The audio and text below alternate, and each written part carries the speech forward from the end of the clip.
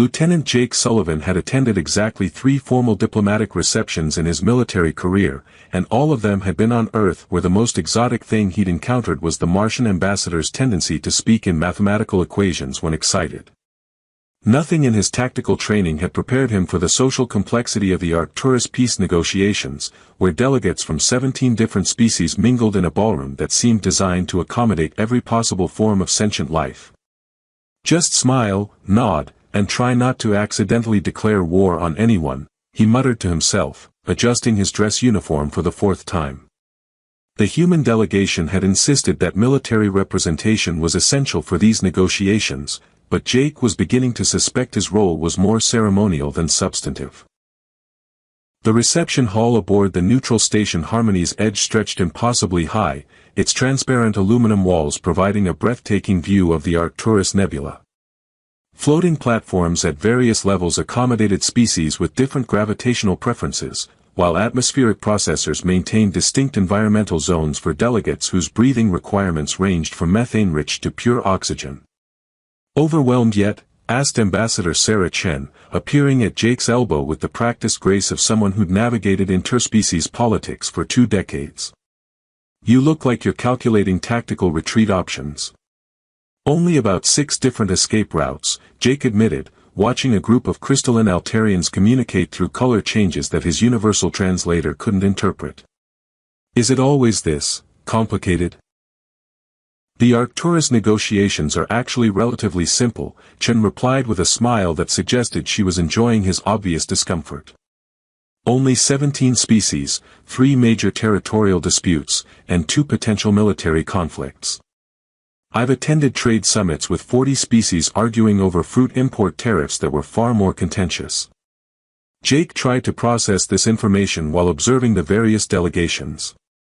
The insectoid hegemony representatives clustered near the high-security zones, their chitinous armor gleaming under the artificial lights.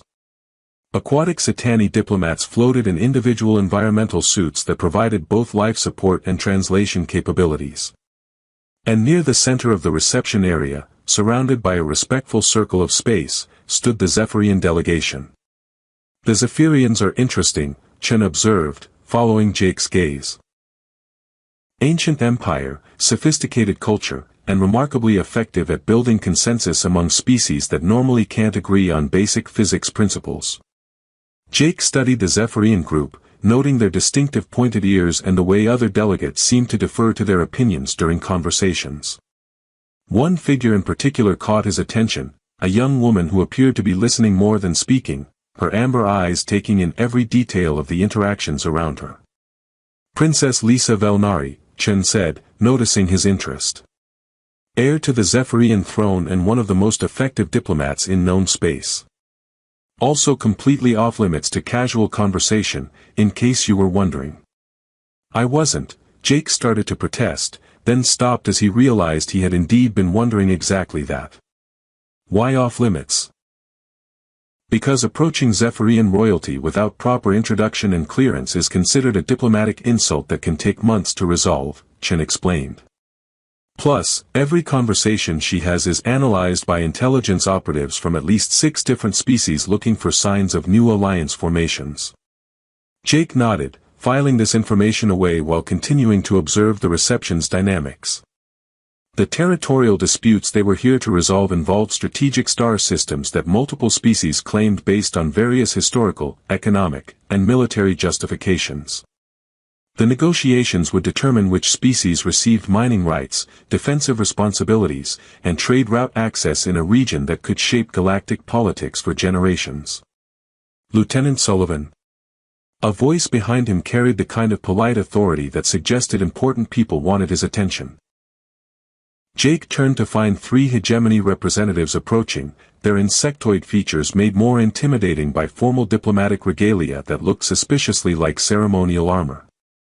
The universal translator rendered their clicks and chittering into perfectly clear standard Galactic, though something about their tone suggested the translation might be missing important nuances.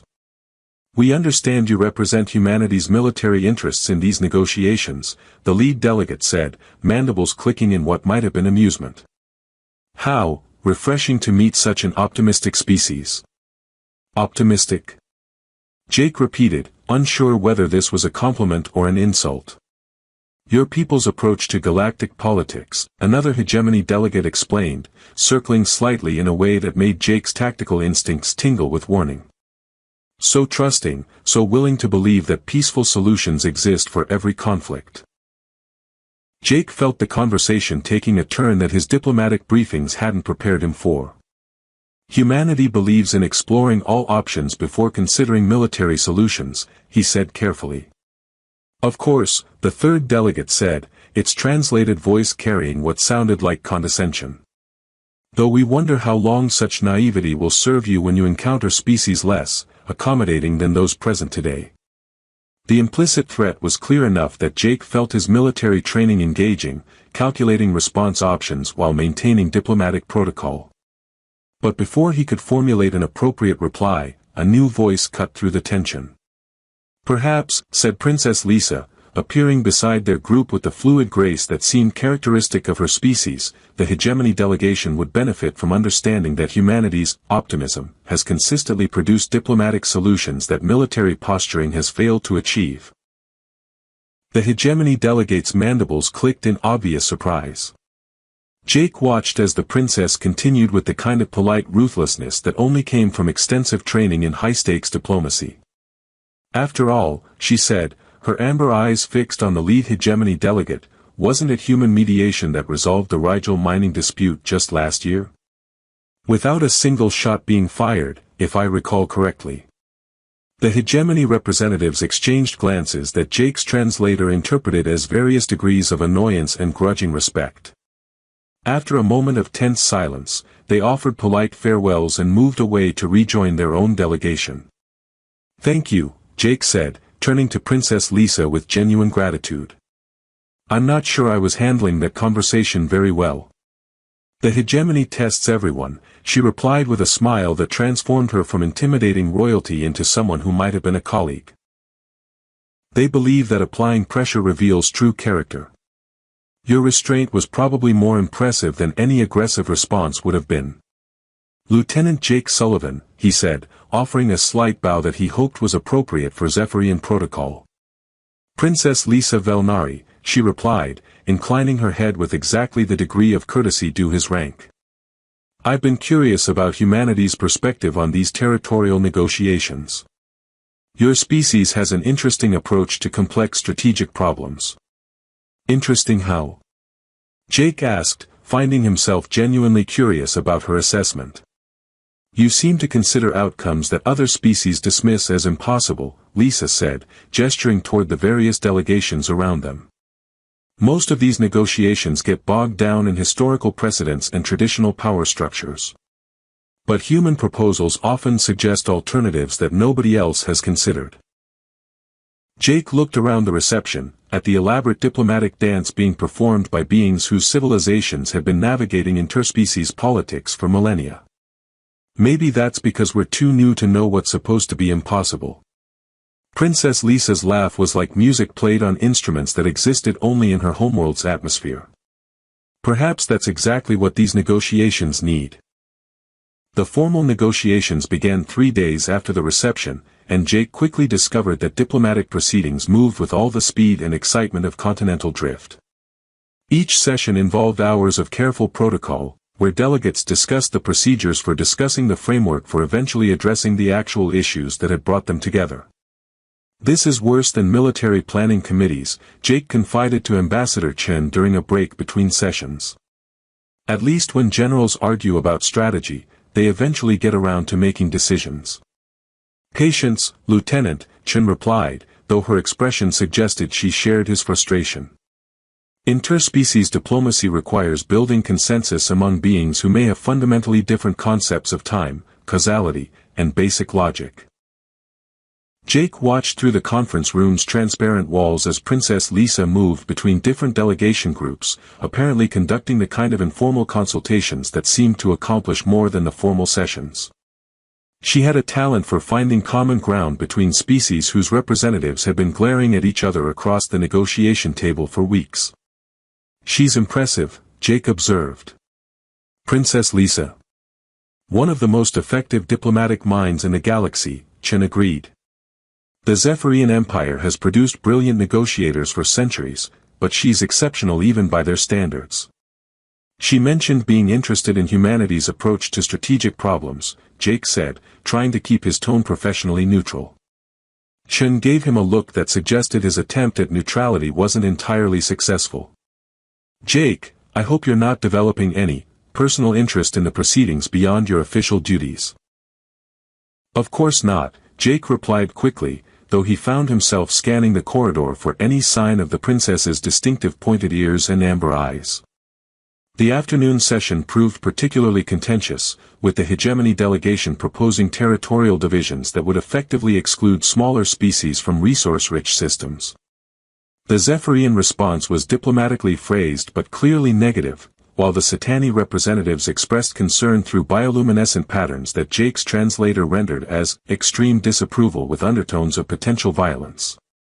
Perhaps, Princess Lisa said during a brief recess, approaching Jake near the refreshment area, you could help me understand something about human military doctrine. I'd be happy to try, Jake replied, setting down his cup of what the station's food processors claimed was coffee. Your species has a reputation for unconventional tactical solutions. Finding ways to achieve objectives that seem impossible according to traditional strategic thinking. She paused, considering her words carefully. How do you approach problems when all the obvious solutions have been tried and failed? Jake thought about the question while watching the various delegations conduct their own informal consultations. We tend to look for assumptions that everyone's taking for granted, then question whether those assumptions are actually necessary. For example, well, everyone assumes that the contested star systems have to be controlled by individual species, Jake said, gesturing toward the holographic displays showing the disputed territories. But what if they were administered jointly? Shared resources, shared responsibilities, shared benefits? Princess Lisa's expression grew thoughtful. The political complications would be enormous. Different species have incompatible legal systems, conflicting resource management philosophies, varying concepts of territorial sovereignty. True, Jake agreed. But the current approach isn't working either. Maybe complex problems require complex solutions.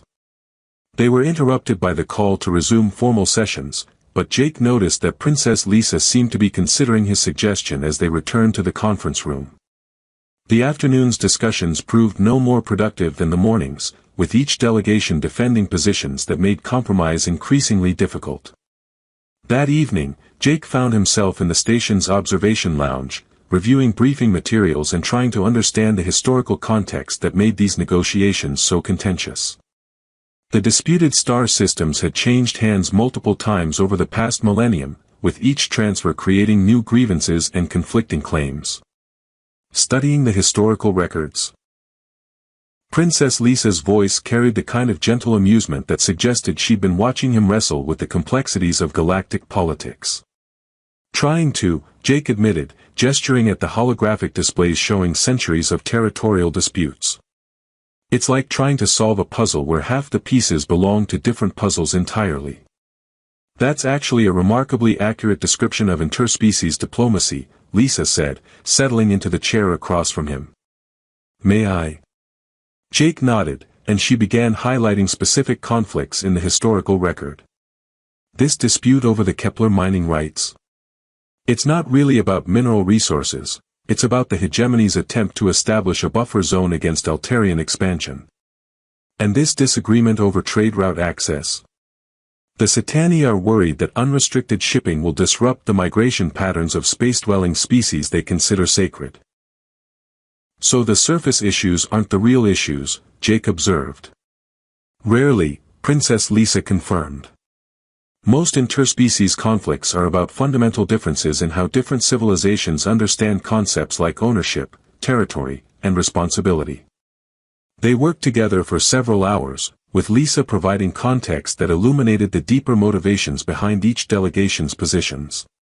Jake found himself impressed not just by her knowledge, but by her genuine commitment to finding solutions that addressed underlying concerns rather than just surface demands. You know, he said as they reviewed possible compromise frameworks, your joint administration idea from this afternoon wasn't as impossible as I initially thought. My idea? Lisa raised an eyebrow with obvious amusement. I may have mentioned the concept first, but you're the one figuring out how to make it actually work, Jake replied. The resource-sharing matrices you've developed could address most of the underlying security and economic concerns.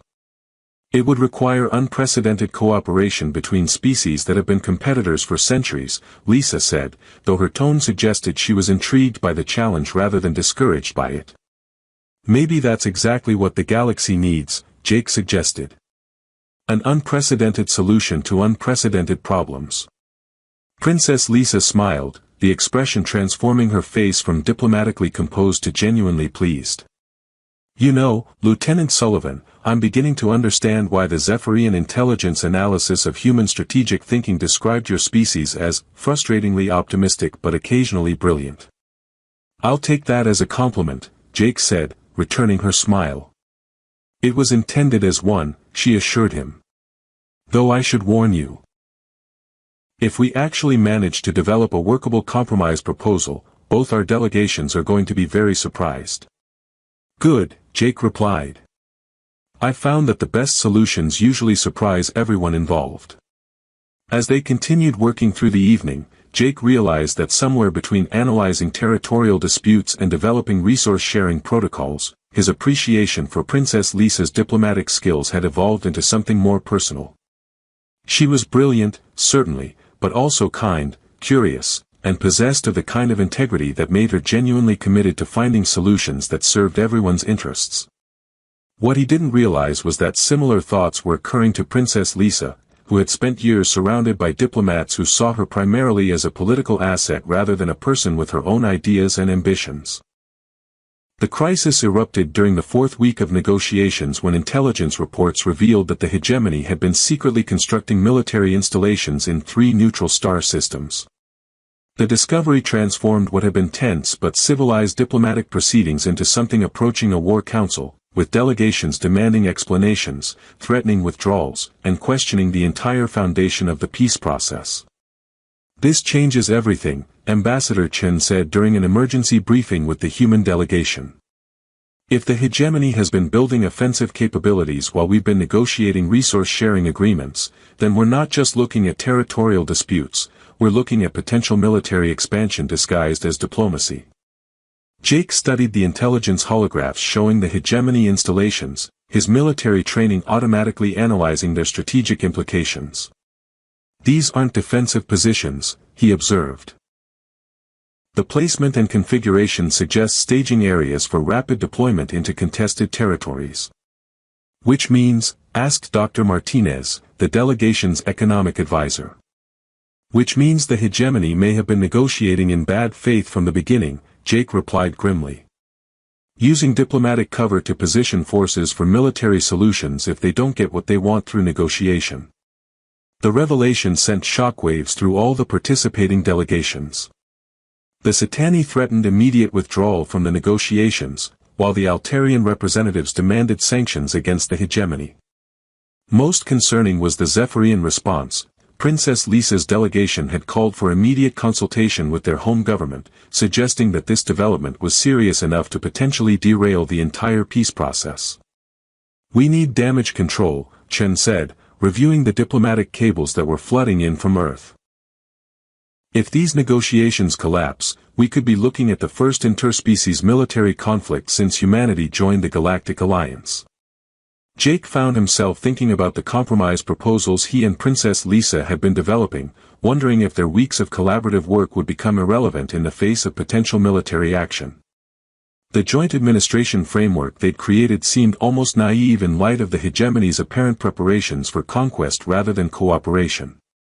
That evening, as emergency sessions stretched into the night, Jake encountered Princess Lisa in one of the station's quieter corridors. She looked exhausted, her usual diplomatic composure showing cracks that suggested the strain of managing a crisis that threatened everything they'd been working toward. "How bad is it?" Jake asked, falling into step beside her as she headed toward the Zephyrian delegation's quarters. "Bad," Lisa replied without her usual diplomatic qualifications. The hegemony's actions have violated enough treaty provisions to justify military response from multiple alliance members. My mother is displeased. Your mother? Queen Velnari. She's taking personal interest in these negotiations now, which usually means she's considering whether diplomatic solutions are still possible or if it's time to start mobilizing the fleet. Lisa paused, her amber eyes reflecting the corridor's lighting in a way that emphasized how tired she looked. She's arriving tomorrow to personally assess the situation. Jake felt a chill that had nothing to do with the station's climate control. Queen Velnari's reputation for both diplomatic brilliance and ruthless military decision-making was legendary throughout known space.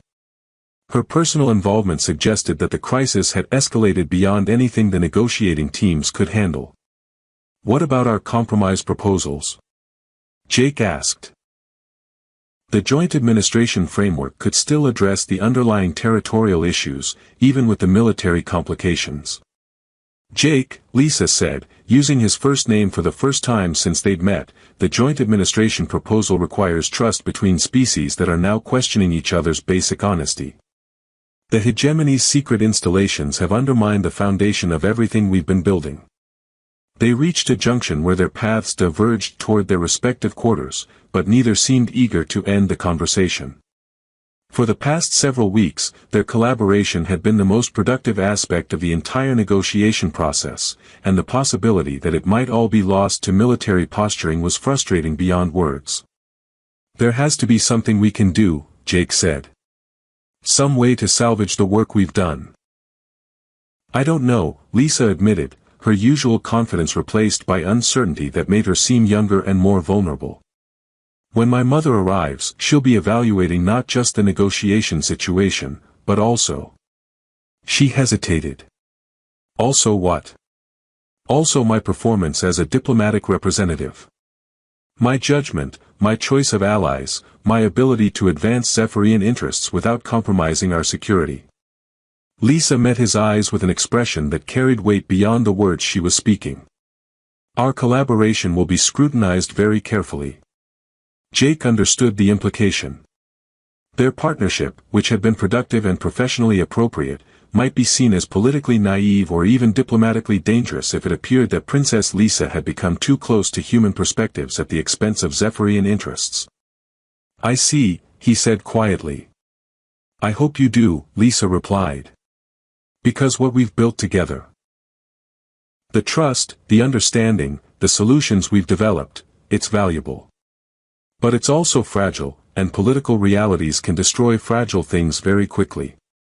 The next morning brought Queen Velnari's arrival in a display of Zephyrian power that reminded everyone why their empire commanded respect throughout the galaxy. Her flagship emerged from hyperspace with an escort of cruisers that took perfect formation around Harmony's edge, their presence both protective and subtly threatening. Jake watched the docking procedures from the observation deck, noting the increased security measures and the way other delegations' representatives gathered to witness the arrival of one of the galaxy's most influential leaders.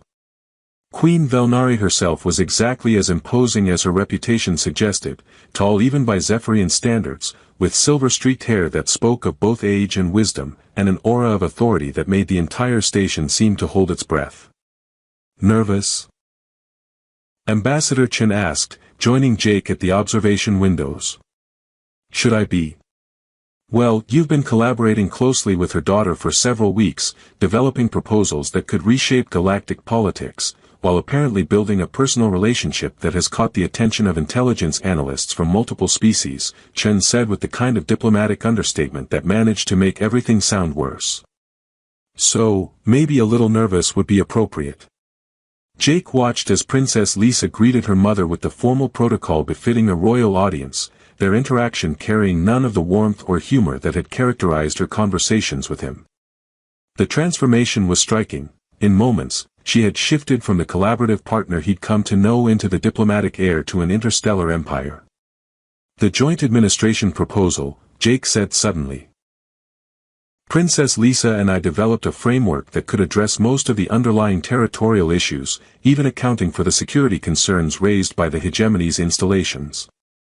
Jake, I don't think this is the time to be pushing experimental diplomatic solutions, Chen warned. Maybe it's exactly the time, Jake replied, his military training suggesting that crisis situations often required bold action rather than cautious response. If Queen Velnari is here to evaluate whether diplomatic solutions are still possible, then we need to show her that they are. As if summoned by his words, a Zephyrian aide approached with a formal invitation for Lieutenant Sullivan to attend a private consultation with Queen Velnari and Princess Lisa that afternoon. Chen looked at the invitation with the expression of someone watching a potential diplomatic disaster unfold. Jake, be very careful in there. Queens don't usually invite junior military officers to private consultations unless they're either very pleased or very displeased with something. Which do you think this is? I honestly have no idea, Chen admitted. But whatever you say in that meeting, it's going to determine not just the future of these negotiations, but quite possibly the future of human-Zephyrian relations. As Jake prepared for what might be the most important conversation of his diplomatic career, he found himself hoping that the trust and understanding he'd built with Princess Lisa would prove strong enough to survive the scrutiny of someone who viewed interspecies relationships through the lens of centuries of political experience. The private consultation with Queen Velnari took place in the Zephyrian delegation's secure conference room, a space that managed to be both elegant and intimidating. The walls displayed holographic star charts showing the full extent of the Zephyrian Empire, while the furniture seemed designed to remind visitors that they were in the presence of someone who commanded the loyalty of billions across hundreds of worlds. Queen Velnari herself was exactly as formidable as Jake had expected, though he noticed that she shared her daughter's amber eyes and the same thoughtful expression when considering complex problems. Princess Lisa sat beside her mother with perfect diplomatic posture, but Jake caught subtle signs of tension in her bearing that suggested this meeting was as important to her as it was to him. Lieutenant Sullivan, Queen Velnari began, her voice carrying harmonics that reminded Jake of planetary-scale orchestras. I understand you have been collaborating closely with my daughter on proposals for resolving the territorial disputes that brought us here. Yes, Your Majesty, Jake replied, grateful that his military training had included basic royal protocol. Princess Lisa's expertise has been invaluable in developing frameworks that might address the underlying concerns of all participating species. Frameworks that propose joint administration of contested territories, the Queen continued, activating holographic displays that showed the detailed proposals Jake and Lisa had developed. Unprecedented cooperation between species that have been competitors for centuries. Shared resources, shared responsibilities, shared governance. Jake watched the Queen study their work, trying to read her expression for signs of approval or disapproval. The current approach of exclusive territorial control has led to recurring conflicts, he said carefully. We believe that collaborative solutions might be more stable long-term. We. Queen Velnari repeated, her gaze shifting between Jake and Princess Lisa. You speak as if you and my daughter represent a unified position. We've worked together to develop these proposals, Princess Lisa said, speaking for the first time since the meeting began. Lieutenant Sullivan's strategic insights have complemented our traditional diplomatic approaches in ways that have produced genuinely innovative solutions. Solutions that would require the Zephyrian Empire to share authority in regions where we have historically maintained exclusive influence, the Queen observed. Jake felt the weight of the conversation's implications settling on him. This wasn't just about territorial negotiations. It was about whether Princess Lisa's collaboration with humanity represented wise diplomatic innovation or dangerous naivety. Your Majesty, he said, choosing his words carefully, the joint administration proposal would actually strengthen Zephyrian influence by creating frameworks where your empire's diplomatic expertise becomes essential for successful governance. Rather than competing for exclusive control, you would be leading collaborative efforts that serve everyone's interests. Queen Velnari's expression suggested she was evaluating not just his words but his character, his motivations, and his potential value as an ally or threat to her daughter's political future. And you believe this collaboration between my daughter and humanity represents a beneficial alliance? I believe Princess Lisa is one of the most brilliant diplomatic minds I've ever encountered, Jake said honestly. Our collaboration has been productive because she sees solutions that others miss, not because she's been influenced by human perspectives. Interesting, the Queen said, her tone revealing nothing about her assessment. And what does my daughter believe about this collaboration? Princess Lisa straightened slightly, meeting her mother's gaze with the kind of direct honesty that suggested she'd been preparing for this moment. I believe that Lieutenant Sullivan has helped me become a better diplomat by challenging me to consider approaches that our traditional methods might not explore. Our joint proposals are stronger than anything either of us could have developed alone. The Queen studied them both for a long moment, then activated additional displays showing intelligence reports about the hegemony's secret installations and the growing military tensions that threatened to derail the entire peace process. The situation has become considerably more complex since these negotiations began, she said. The hegemony's actions suggest they may have been preparing for military solutions while engaging in diplomatic theater. Under these circumstances, some of my advisors believe that collaborative approaches represent dangerous weakness. Jake felt the conversation reaching a critical juncture. Your Majesty, with respect, I think collaborative approaches represent the only chance of avoiding a military conflict that would destabilize the entire sector. Explain. The hegemony's installations are positioned for rapid deployment, but they're also vulnerable to coordinated response from multiple alliance members, Jake said, his military analysis overriding diplomatic caution. If the participating species can maintain unity and demonstrate that aggressive expansion will face overwhelming opposition, the hegemony will be forced to choose between negotiation and facing a coalition they can't defeat. And you believe the joint administration proposals can maintain that unity? I believe they offer every species a stake in peaceful resolution, Jake replied. The hegemony's installations become irrelevant if all the contested territories are governed collaboratively rather than being available for conquest. Queen Velnari nodded slowly, her expression suggesting she was seeing possibilities she hadn't previously considered. Princess Lisa, do you share Lieutenant Sullivan's assessment? I do, Lisa replied without hesitation. The joint administration framework creates incentives for cooperation that make military solutions unnecessary.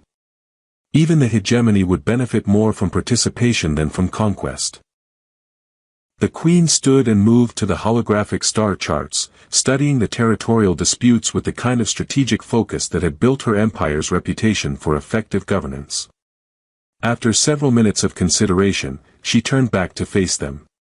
Very well, she said. I am prepared to support these joint administration proposals, with the understanding that their success will depend on the continued collaboration between the Zephyrian Empire and humanity. Jake felt relief flood through him, followed immediately by the realization that Queen Velnari was essentially endorsing not just their proposals but their partnership itself. However, the Queen continued, I want to understand something about the nature of this collaboration. She activated a security recording that showed the final negotiation session from earlier that day, when the hegemony delegation had launched their attack on the human Zephyrian proposals. Jake watched himself and Princess Lisa defending their work, but it wasn't until he saw the moment when Lisa unconsciously reached for his hand during the most heated exchange that he understood what had caught the Queen's attention. Why is my daughter holding your hand, human? Queen Velnari asked, her voice cutting through the room like lightning. Jake stared at the recording, seeing himself and Princess Lisa in that moment of crisis when political attacks had threatened everything they'd worked for. He remembered the intensity of defending their proposals, the frustration of watching weeks of collaborative effort being dismissed as naive idealism, and the natural way Lisa had reached for his support when the pressure mounted. He also remembered not wanting to let go. Jake began, then stopped, realizing he had no diplomatic answer for what had been an instinctive human gesture of solidarity and comfort. But Princess Lisa tightened her grip on his hand in the present moment, just as she had in the recording, and spoke with the kind of quiet conviction that had made her such an effective negotiator. Because he's my partner, Mother, she said simply. Because we've spent weeks building something together that's worth defending. Because when everyone else was treating our proposals as political calculations, he was treating them as genuine attempts to solve real problems. Queen Velnari's expression shifted through several emotions, surprise, calculation, and what might have been approval. And you, Lieutenant Sullivan? What is your explanation for this partnership? Jake looked down at their joined hands, then back at the Queen, making a decision that would probably determine both his diplomatic career and something much more personal. Your Majesty, Princess Lisa has made me a better strategist, a better diplomat, and a better person, he said. Our collaboration started as professional necessity, but it's become something more important than either of our individual careers. I trust her judgment, I value her friendship, and I. He paused, meeting Lisa's amber eyes before continuing. I care about her success and happiness more than I care about my own advancement. You care about her, the Queen repeated, her tone revealing nothing. I do, Jake confirmed, knowing that honesty was his only option. Not as a political asset or a diplomatic contact, but as someone whose intelligence and integrity have earned my complete respect and affection. Queen Velnari studied them both for a long moment, her expression cycling through the kind of complex calculations that had made her one of the galaxy's most effective leaders. Finally, she smiled, an expression that transformed her from intimidating monarch to someone who might have been proud of her daughter's choices. Interesting, she said. In 40 years of diplomatic negotiations, I have rarely seen partnerships that survived the kind of political pressure you've both endured over the past weeks. Most collaborative relationships dissolve under scrutiny or transform into calculated alliances designed for mutual advantage. She gestured toward their still joined hands. But this appears to be genuine. My daughter has found in you not just a competent partner, but someone she trusts enough to seek comfort from during crisis. And you, Lieutenant Sullivan, have demonstrated that you value her as a person rather than as a political connection. Jake felt the conversation taking an unexpected turn. Your Majesty. The joint administration proposals you've developed together are brilliant, Queen Velnari continued. They offer genuine solutions to problems that have resisted diplomatic resolution for decades. But more importantly, they demonstrate the kind of interspecies understanding that could reshape galactic politics. She activated new holographic displays showing communication intercepts from various alliance worlds. Word of your collaboration has spread beyond these negotiations.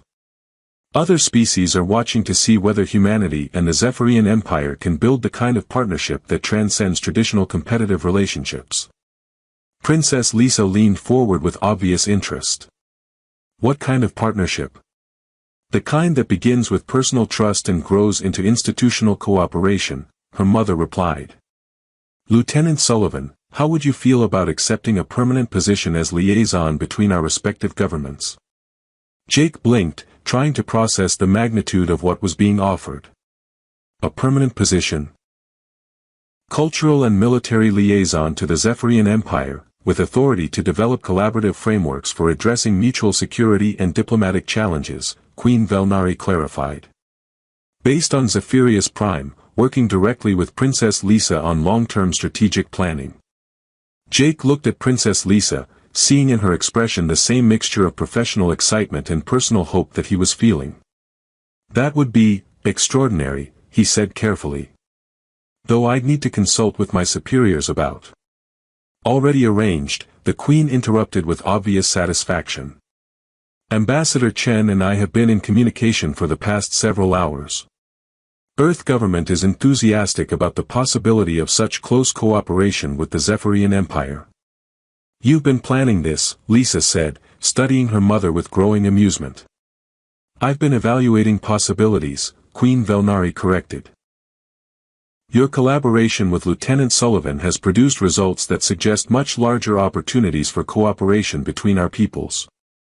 It would be foolish not to explore those opportunities more systematically. Jake felt the pieces falling into place. The hand-holding question wasn't really about personal relationships. It was about whether our partnership was strong enough to serve as a foundation for broader cooperation.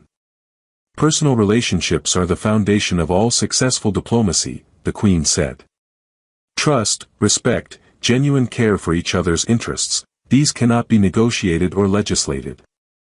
They must be earned and demonstrated. She gestured toward the recordings of their work together. You two have built exactly the kind of relationship that makes lasting peace possible. The question was whether that relationship was genuine enough to survive political scrutiny and personal enough to motivate long-term commitment. Princess Lisa squeezed Jake's hand gently. And the answer? The answer, Queen Velnari said with obvious pride, is that my daughter has chosen her partner well. Both professionally and personally. 6 months later, Jake stood on the crystalline balcony of the Zephyrian Embassy on Arcturus Prime, watching as the Joint Administration Councils took their first votes on resource allocation for the formerly contested star systems. The framework he and Lisa had developed was working better than anyone had dared hope, with former competitors now collaborating on projects that benefited all participating species. The mining operations reports are encouraging, Princess Lisa said, joining him at the balcony railing with data tablets that showed production figures and profit-sharing calculations. Even the hegemony delegation has admitted that cooperative extraction is more efficient than competitive exploitation. Think your mother knew it would work this well? Jake asked, putting his arm around Lisa's shoulders in a gesture that had become as natural as breathing. Mother has a talent for seeing possibilities that others miss, Lisa replied, leaning into his embrace. Though I suspect even she's surprised by how well personal partnership translates into political cooperation. Jake smiled, remembering Queen Velnari's final words before they'd left for their new assignment, build something worthy of the foundation you've created. Looking out at the peaceful star systems that had once been sources of conflict, watching ships from dozens of species working together on joint projects, Jake realized that some of the most important diplomatic breakthroughs happened not in formal negotiations but in quiet moments when people chose to reach for each other's hands and refuse to let go.